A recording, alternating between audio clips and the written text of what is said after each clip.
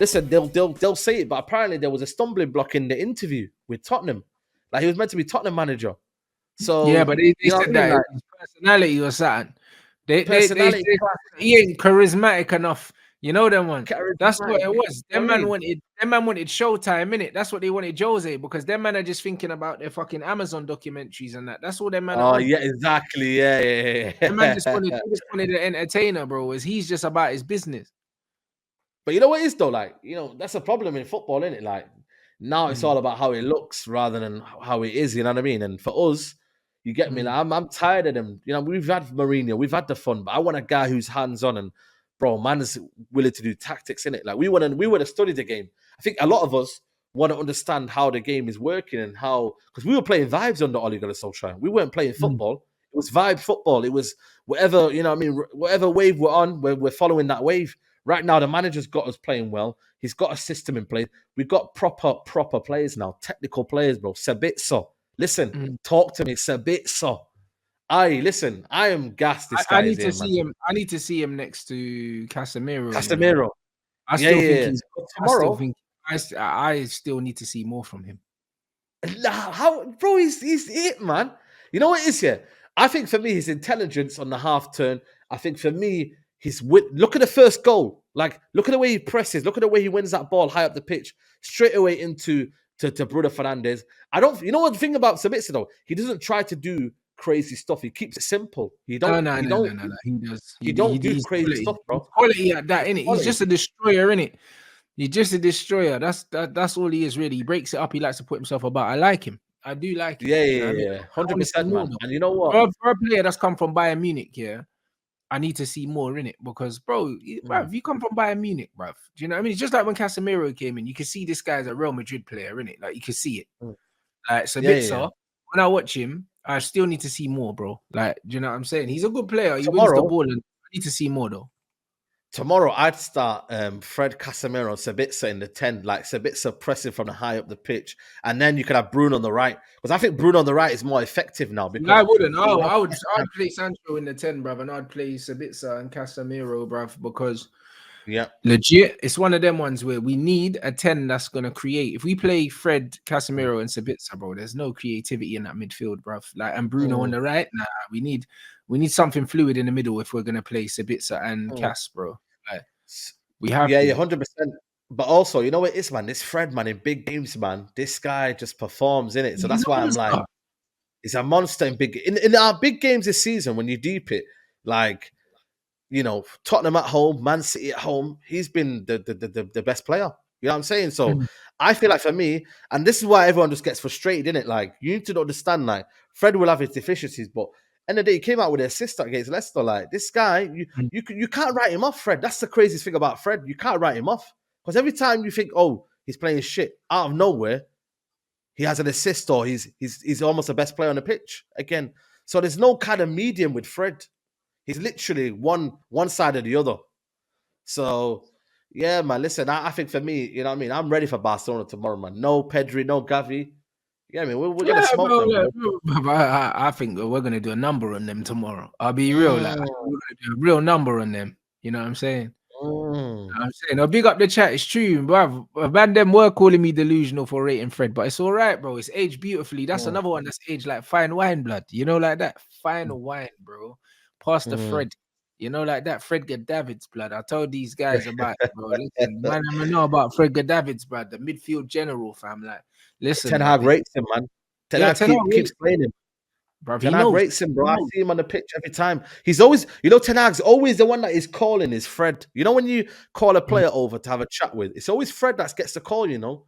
So it must be him that wants to initiate the press, innit? He's the one yeah. that kind of, the one that you kind of see that, yo, I need you to be the vocal, the focal point of our midfield, our pressing. Mm. Like if anything gonna happen, it starts off with you. I know Casemiro's there and whatnot, but it's him as well, man. So yeah, man. Like you know what, fair play, man. Fair play to Fred. You get me? Like he never. One thing I like about him, yeah, is that he never shies away from anything, man. He's always there in it. Like he don't hide Mm. like McTominay. Like there's midfielders that hide, and there's midfielders that are on it, and he's on it every single time. And Veghorst as well. Listen, you see how I've been riding out for Veghorst and that.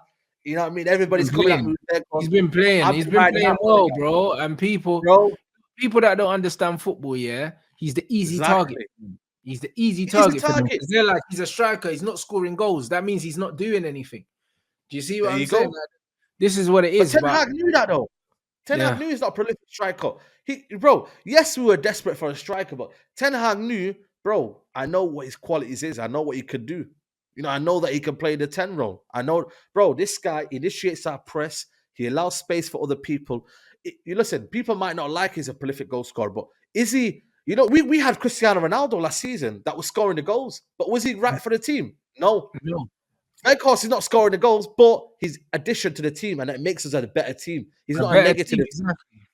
So that's what you want. And okay, Rashford's probably the only source of goals, but if you look at the way we're playing, like Sancho's getting the goals now, Bruno's getting the goals now. So there is going to be more goals. Anthony's going to be back in there. So hopefully the goals will be shared about, but he is better for the team.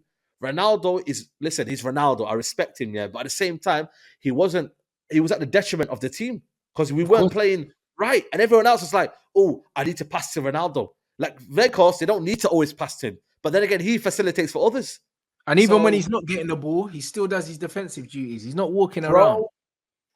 Bro, this guy never stops running. I think he's got about 100 lungs, man.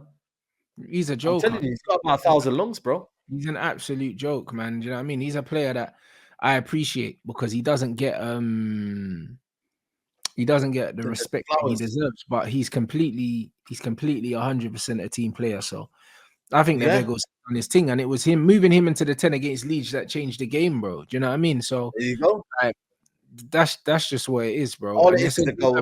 He's missing his goals, but it's not like he's missing bare chances, bro. It's not like we're feeding him, and he's not scoring.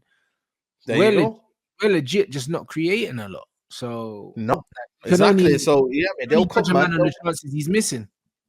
Yeah, you know what I mean. And like I said, yeah, he could have had a couple on the weekend, but for me, you know what it is. If his overall game was shit, yeah, I'd be like, okay, cool. His overall game was shit. I'm not really feeling it. He's not scoring goals. Everything's compounding. I'm not really feeling it. But because his overall game is good, because the team is benefiting from that, because Ten Hag knows what he's about, because now we can have an actual midfielder in there and then Rashford can run in behind and certain man can run in behind.